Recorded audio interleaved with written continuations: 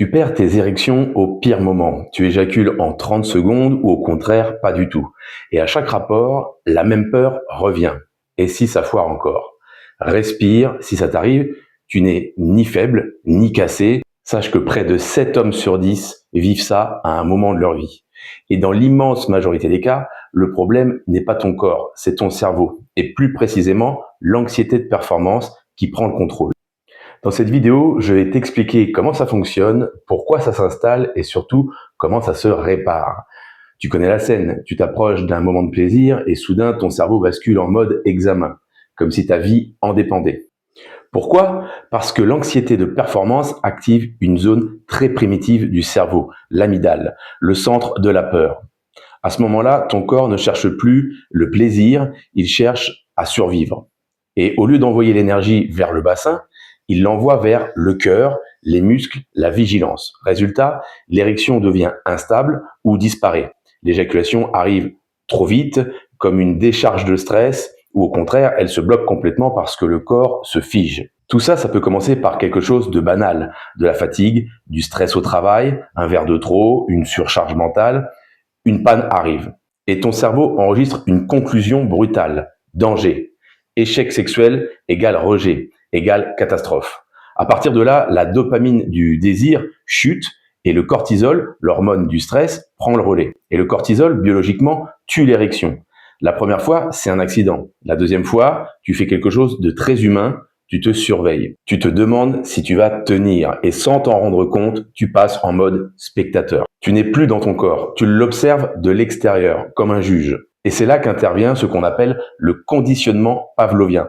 Le conditionnement pavlovien, c'est quand le cerveau apprend à associer automatiquement deux choses, même si elles n'ont rien à voir au départ. Comme dans l'expérience de Pavlov, où un chien finit par saliver, non pas à cause de la nourriture, mais simplement au son d'une cloche, parce que son cerveau a appris le lien.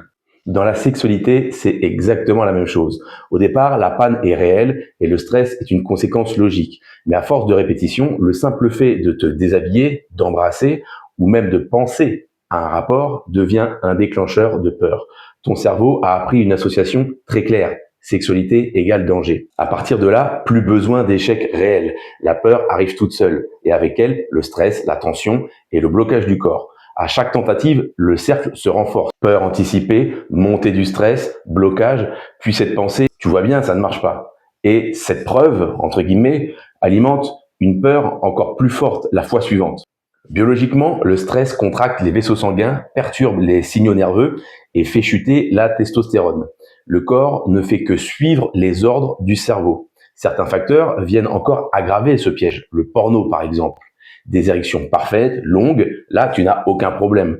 Le cerveau se calibre alors sur un standard irréaliste et la réalité devient automatiquement vécue comme un échec.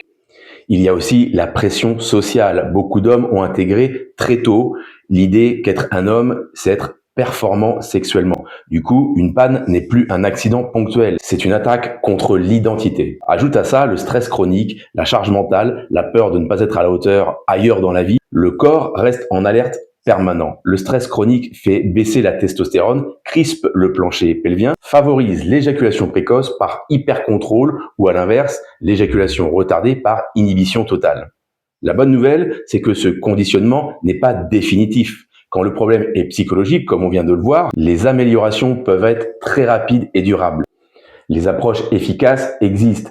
Thérapie cognitivo-comportementale sexuelle, thérapie spécialisée sur l'érection et l'éjaculation, travail de désensibilisation et de contre-conditionnement et bien sûr un bilan médical pour écarter une cause organique si nécessaire.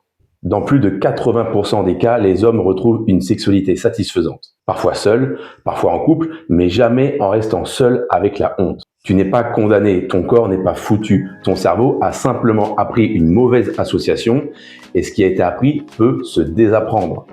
Si tu veux avancer sur cette problématique, abonne-toi pour retrouver d'autres vidéos, mais surtout clique sur les liens dans la description de cette vidéo pour prendre contact avec moi, c'est gratuit.